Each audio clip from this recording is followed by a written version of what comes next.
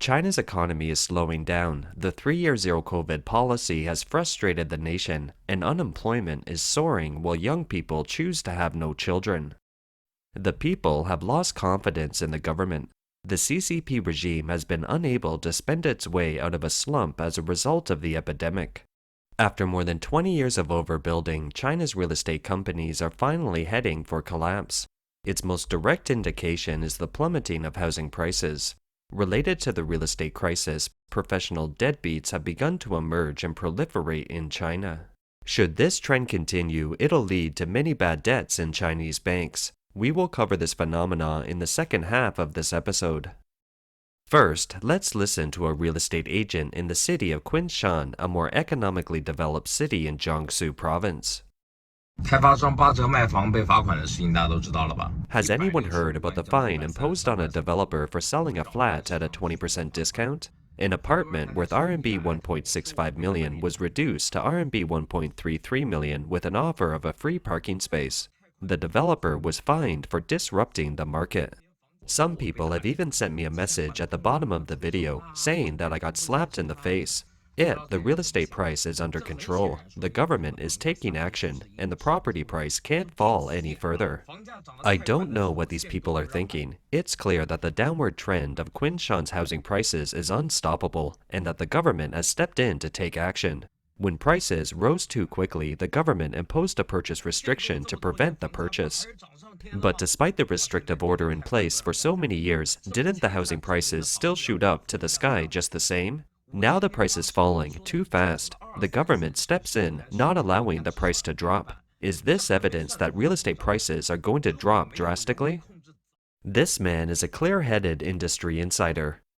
China's official data usually tries to hide the gloom and doom for the government, but even official figures show signs that China's real estate sector is on the verge of collapse. On the website of China's National Bureau of Statistics, you can see that sales of commercial real estate in the first half of 2023 were down 1.5% year-over-year.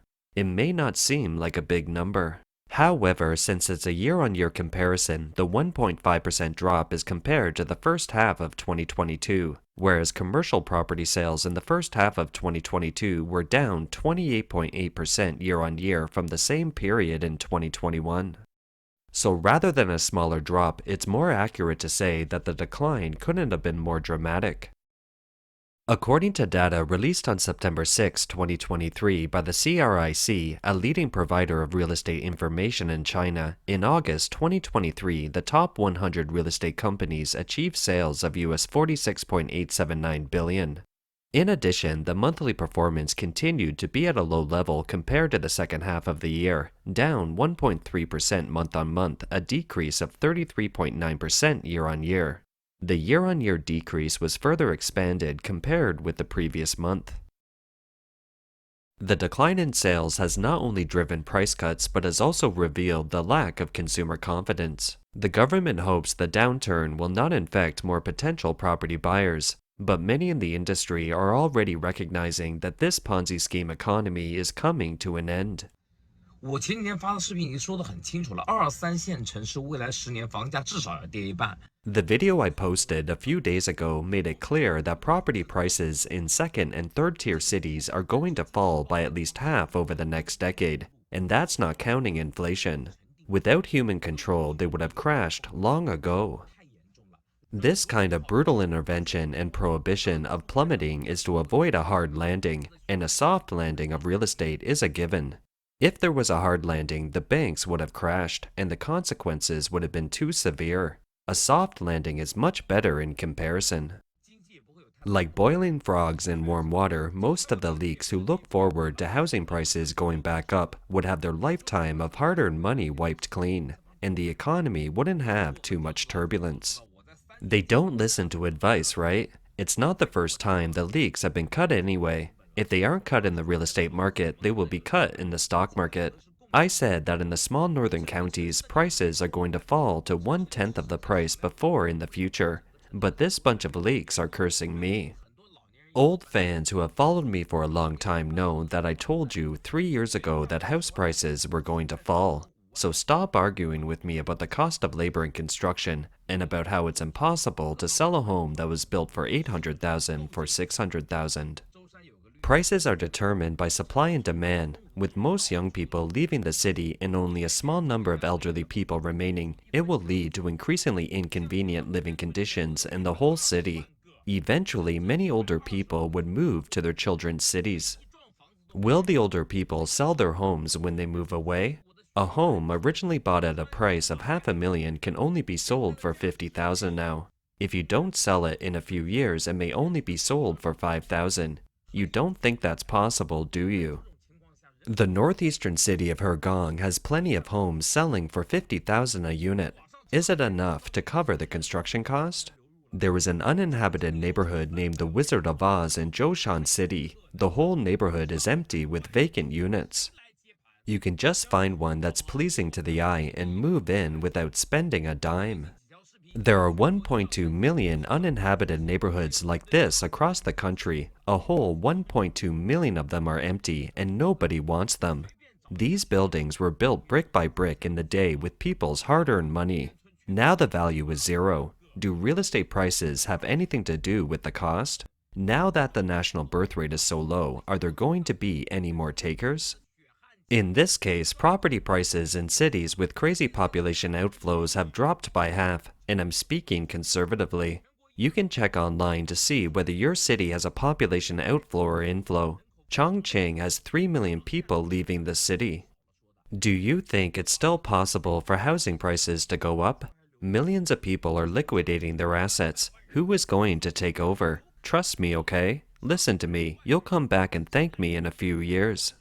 My last few videos have analyzed the trend of rise and fall of the first, second, and third-tier cities across the country, as well as laying out clear coping plans for you.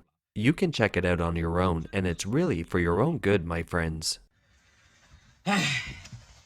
好言难劝该 We have repeatedly explained in previous episodes the pre-sale system prevalent in China's real estate industry. That is, while the homes were still on the drawing board, the buyers took out loans from banks to buy them and made down payments. When the capital flow of real estate developers abruptly broke down, rotten-tailed buildings began to appear on a large scale, and a large number of buyers were plunged into a great misery. Friends, I have one thing that I hope everyone can help me figure out what's going on. A few days ago, I received a notice from the lawyer. What kind of notice? It said that this rotten-tail building is going bankrupt. I bought this home in 2016. Since I bought it, it has been in a state of limbo, a rotten-tail state. It has been 7 years, and I've been paying the mortgage for 7 years. And then in 2021, there was this team of managers, lawyers, who contacted me. They said that the property was going to be restructured, and someone was going to take it over. I said that was great. What should I do? And then after 2 rounds of restructuring, it failed. It didn't work, and now it's going bankrupt. After the bankruptcy, I said, bankruptcy is fine, but how does bankruptcy work? Will you give me the apartment or the money? They said after bankruptcy, you wouldn't be able to own the apartment. Because of what? Because it belongs to the construction work in progress. In other words, although you have paid in full to buy the home, then you have made the online filing as well, and many people already paid the deed tax. You still have no title to the home. The home is still the property of the developer. It will be liquidated in a unified manner, being put up for auction. If there is enough money from the auction, you can get a refund of the principal. The contractual damages that the developer is supposed to pay you, you can have them. You don't have the right to ask for it. If the auction doesn't yield that much money, if it doesn't sell for that much money, then we as homeowners may not get a penny, but we still must pay back the bank loan. The principal is gone, the home is gone, but the bank loan has to be repaid. So I'm now having a big headache and don't understand what's going on here. This lady subsequently made inquiries from other sources and heard various different views. Perhaps it's because the real estate industry in China has cooled down so rapidly over the last 2 years that the government, the banks, and the courts themselves haven't yet unified their practices and opinions. According to the file, the developer owns US $246 million, and their total assets are valued at over $400 million. So can we still collect the money? If it's like what the court judge and law firm lawyers have said, we can't get back the principal and we have no homes, but we still have to pay back the bank loan. We are just average creditors. Won't that be too tragic for us? I can't figure this out. Another thing I can't figure out is where the 246 million US dollars has been spent. There are only 4 buildings in total. While countless buyers and upstream and downstream companies have yet to recover from the nightmare of Evergrande, news broke that China's largest real estate developer, Country Garden, had failed to make interest payments on 2 bonds earlier this August and posted a record loss of more than US $7 billion for the first half of the year. The knock-on effect has been a record wave of defaults by developers as a result of the crisis in China's real estate market. According to Bloomberg compiled data as of September 1, 2023, out of the nation's top 50 private sector developers by dollar bond issuance, 34 have already suffered delinquencies on offshore debt. The remaining 16, including Country Garden Holdings Company, face a combined $1.48 billion of onshore and offshore public bond payments for either interest or principal in September. Against this background, it has been reported that some large construction companies are no longer able to make payroll. 北京某大型建工集团现在已经连工资都发不出来了。 A large construction group in Beijing can't even make payroll anymore. I just made a phone call to a college friend of mine. My college friend is a vice president of a subsidiary of a famous construction group in Beijing. We discussed the current development of the industry. After talking with him, I feel that many things have gone beyond my expectations. One is that he told me that at present their group has many companies that can't make payroll, including his company, which can only pay once every 4 or 5 months, and the arrears are serious. I asked, "There is no business for such a big corporation? You can't even make payroll?" He replied, "Yes."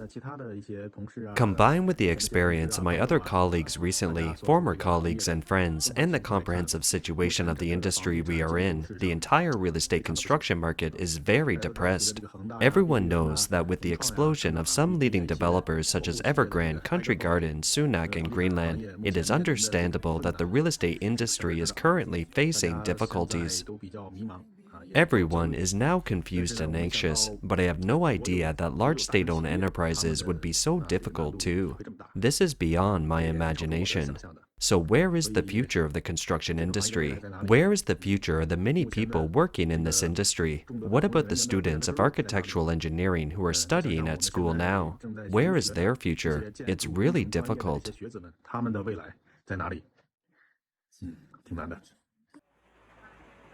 For many Chinese people, over the last 30 years, it was a badge of honor to enter the construction industry because of the relatively high social status and the lucrative job opportunities. Now it's the opposite. Recently, the Nanjing Architectural Design Institute has been on TV because of unpaid wages. The 260 employees of the institute haven't been paid a penny for 3 months. The employees stopped paying Social Security contributions and they have to pay for their own medical treatment. The assets of the institute have been frozen. Some netizens commented that regarding this matter, what's most disturbing is that despite being without pay for 3 months, no employees have left. They have advanced money to go to work. What kind of spirit is this? China's real estate and construction industries are facing a vicious circle. Companies are saddled with debt, have trouble paying their employees, business is down, capital inflows are diminished, making it even more difficult to repay the debt. Of course, this is just one example of a possible vicious cycle. Amid the real estate industry's depression, the CCP's new moves have inadvertently exacerbated the vicious cycle in the industry. At this time, the Beijing government launched a feeler campaign to map out private detailed information of its citizens. It may be intended to manage economic resources in a more controlled and planned manner, but in reality, it has increased people's fear in the real estate market. The government has begun to map out everyone's family assets and family trees and get to know you well. First, let's look at the family assets. It's simple.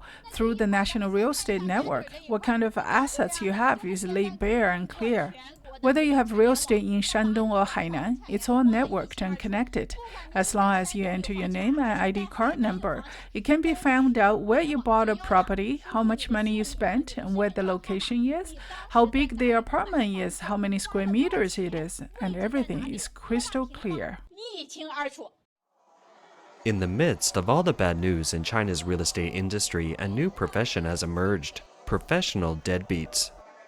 China's media NetEase reported that a large number of professional deadbeats emerged in Chengdu and Zhengzhou.